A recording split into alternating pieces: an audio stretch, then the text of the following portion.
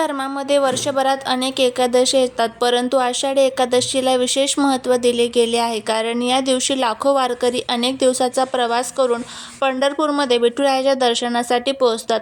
ज्ञानोबा तुकाराम या जयघोषाने संपूर्ण महाराष्ट्र भक्तिमय होऊन जातो.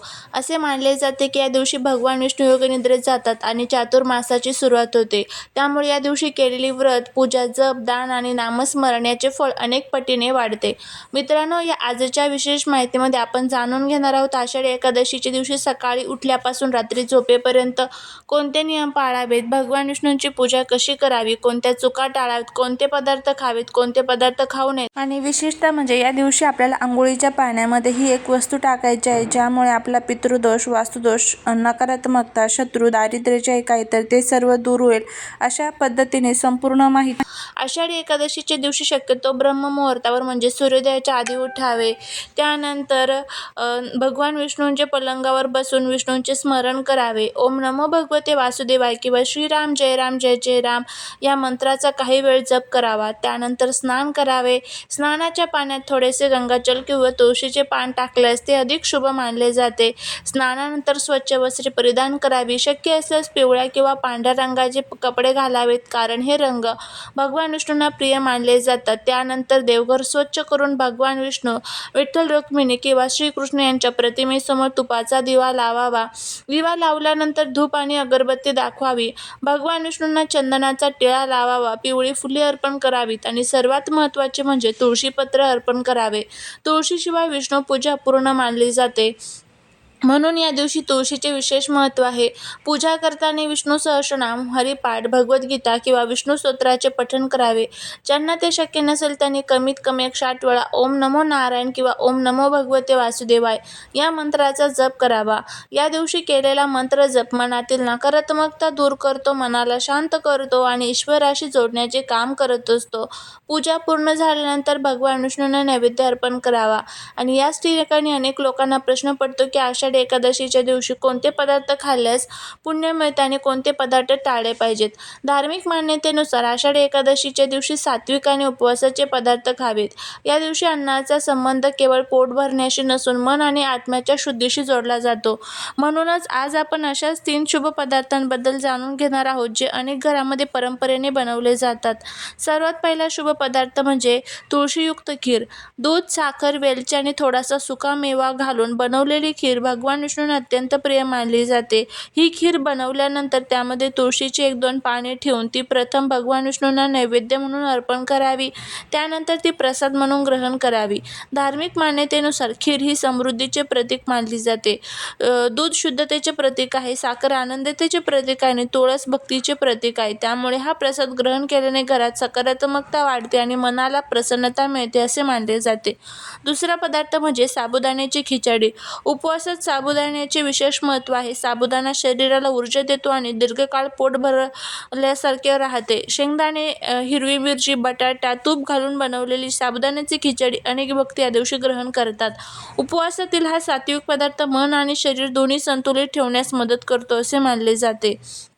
म्हणूनच हा पदार्थ भगवान विष्णूंना नैवेद्य म्हणून दाखवून नंतर ग्रहण करावा. आता आपण जाणून घेणार आहोत तिसऱ्या आणि सर्वात महत्त्वाच्या पदार्थाबद्दल, जो आहे गूळ आणि शेंगदाण्यापासून बनवलेला लाडू किंवा गूळ शेंगदाण्याचा प्रसाद.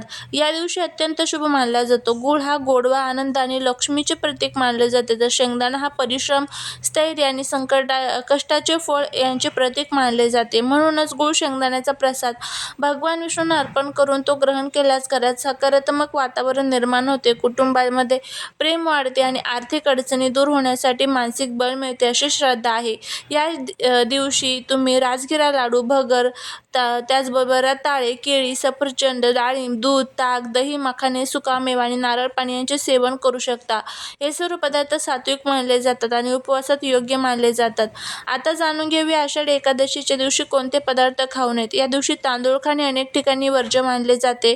तसेच गहू, ज्वारी, बाजरी, डाळी, हरभरा, मसूर, उडीद, मांसाहार, अंडी, कांदा, लसूण आणि मद्यपान यांचे सेवन करू नये. खूप तिखट, तेलकट किंवा जड अन्न देखील टाळावे, कारण या दिवशी शरीराला विश्रांती देणे आणि मनाला देवभक्तीत रमवणे हे अधिक महत्त्वाचे मानले जाते. याचबरोबर या दिवशी काही गोष्टी टाळल्या पाहिजेत. खोटे बोलणे, कोणाची निंदा करणे, वाद घालणे, राग धरणे, अपशब्द बोलणे आणि कोणाचे मन दुखावणे टाळावे. शक्य असल्यास दिवसभरात नामस्मरण करावे. राम कृष्ण हरी, विठ्ठल विठ्ठल, जय हरी विठ्ठल किंवा श्रीराम जय राम जय जय राम या नामाचा जप करत राहावे. आषाढी एकादशीच्या दिवशी दानाला देखील विशेष महत्त्व आहे. एखाद्या गरजू व्यक्तीला अन्नदान करावे, गरिबांना फळे, कपडे किंवा धान्य दान करावे, गायीला हिरवा चारा खाऊ घालावा, पक्ष्यांसाठी पाणी ठेवावे. या छोट्या छोट्या सत्कर्मांमुळे मन शुद्ध होते आणि पुण्याची प्राप्ती होते असे मानले जाते. या दिवशी एक विशेष उपाय केला जातो, ज्यामध्ये आपल्याला अंघोळीच्या पाण्यामध्ये ही एक वस्तू टाकायची आहे. बघा, या दिवशी संपूर्ण पृथ्वीवरती जी सकारात्मक ऊर्जा असते तर ती रोजच्या तुलनेमध्ये सहस्रपटीमध्ये जास्त प्रमाणात कार्यरत असते. आणि या दिवशी पृथ्वी तलावरती विष्णू तत्वसुद्धा खूप मोठ्या प्रमाणामध्ये जागृत असतात. आणि या दिवशी वेगवेगळ्या ठिकाणी अंघोळीला विशेष महत्त्व असतं. नद्यांमध्ये अंघोळ केली जाते. चंद्रभागा, इंद्रायणी अशा वेगवेगळ्या ठिकाणी नद्यांमध्ये अंघोळ केल्यामुळे आपल्या जीवनातील सर्व जी काही संकट आहे तर ती दूर होण्यासाठी मदत होत असते. पण आत्ताच्या सध्याच्या धावपळीच्या जीवनामध्ये आपल्याला ते शक्य नाही की आपण नदीवरती जावं आणि तिथे अंघोळ करावी. त्यामुळेच आपल्या धर्मांमध्ये किंवा आपल्या जे काही शास्त्र आहे त्यामध्ये आपल्याला काही छोटे उपाय सांगितले जातात, जे आपण घरच्या घरी जरी केले तरी आपल्याला त्याचा खूप चांगला फायदा होत असतो. तर उद्या आषाढी एकादशीच्या दिवशी तुम्हाला सकाळी अंघोळ करत असताना हा एक अतिशय प्रभावी उपाय करायचा आहे. तुम्हाला अंघोळीच्या पाण्यामध्ये ह्या ज्या काही वस्तू आहेत तर त्या टाकून तुम्हाला अंघोळ करायची आहे. आणि बघा, याचा खूप चांगला फायदा जो आहे तर तो तुम्हाला बघायला मिळेल.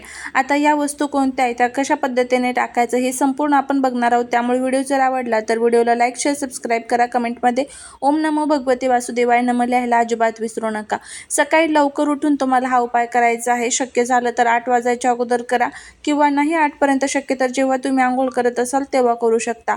या उपायासाठी आपल्याला काही वस्तू लागणार आहेत. एक प्लेट घ्या, त्या प्लेटमध्ये ह्या वस्तू ठेवा, ज्यामध्ये गाईचं कच्चं दूध आपल्याला ठेवायचं आहे. त्याचबरोबर थोडे काळे तीळ ठेवायचे आहे आणि गुलाबाच्या पाकळ्या ठेवायच्या आहेत. आणि त्याचबरोबर आपल्याला खडे मीठ घ्यायचं आहे आणि गंगाजल घ्यायचं आहे.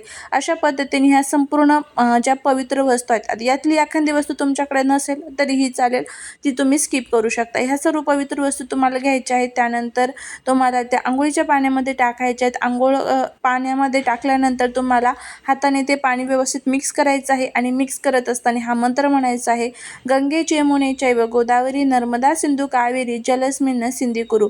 आता हा मंत्र जर तुम्हाला म्हणता येत नसेल तर मी डिस्क्रिप्शन बॉक्समध्ये देईल, तिथून बघून तुम्ही म्हणू शकता. किंवा मग तुम्ही श्रीराम जय राम जय जय राम या मंत्राचं सुद्धा पठण करू शकता. त्यानंतर स्वच्छ आपल्याला या पाण्याने अंघोळ करून घ्यायचं आहे. अंघोळ करत असताना सुद्धा मनामध्ये तुम्हाला विठ्ठल विठ्ठल किंवा श्रीराम जय राम जय जय राम या मंत्राचं तुम्हाला पठण करत राहायचं आहे. अशा पद्धतीने आपल्याला हा जो एक छोटासा उपाय आहे तर तो करायचा आहे. खूप साधा आहे, खूप सोपा आहे. तुम्ही करून बघा. याचा तुम्हाला खूप चांगला जो अनुभव आहे तर तो आल्याशिवाय राहणार नाही. अर्थात कोणतीही गोष्ट जी आपण करतो ती सातत्य त्यामध्ये राहिलं पाहिजे. मग प्रत्येक अमावस्येला, प्रत्येक पौर्णिमेला, प्रत्येक एकादशीला तुम्ही ह्या सर्व गोष्टी करण्याचा प्रयत्न करा. त्यावेळेसच आपल्याला त्याचं फळ मिळतं. अर्थात आपल्याला कष्टही करावे लागतात, पण कष्टासोबतच नशिबाची साथ असणं सुद्धा तितकंच गरजेचं असतं. त्यामुळे आपले ग्रह कुठे कमजोर झालेले असेल, एखाद्या शत्रूचा आपल्याला त्रास होत असेल किंवा पितृदोष असेल, ज्यामुळे आपल्याला कोणत्याही कामामध्ये यश मिळत नसेल, तर नक्कीच तुम्ही हा उपाय जो आहे तर तो करू. झालेली सेवा ही महाराजांच्या चरणी रुजू करते. व्हिडिओ जर आवडला असेल तर लाईक, शेअर आणि सबस्क्राईब करायला विसरू नका. भेटूया नेक्स्ट व्हिडिओमध्ये. श्री स्वामी